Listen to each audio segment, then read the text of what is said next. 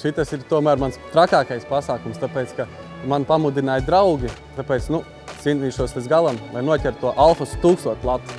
Parasti es cenšos iepirkties spontāni. Nauda kabatā, dodos veikalā, ieeju, patīkās, ņemu ciet, eju ārā.